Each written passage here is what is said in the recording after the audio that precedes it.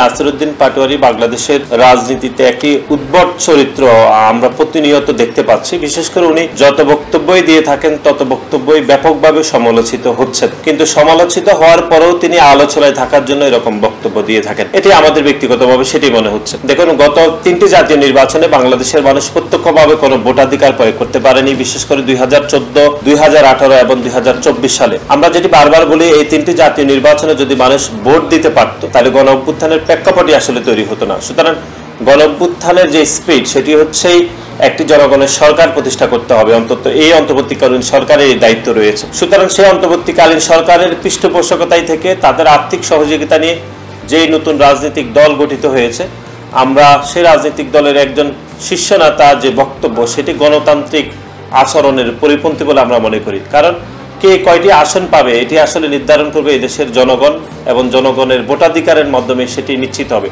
সুতরাং বাংলাদেশ জাতীয়তাবাদী দল কতটি আসন পাবে বা কতটি আসন পাবে না, এটি এখতিয়ার করা বা ভবিষ্যৎবাণী করা কোনোভাবে একজন রাজনৈতিক কর্মী হিসাবে সমীচীন নয় বলে আমরা মনে করি।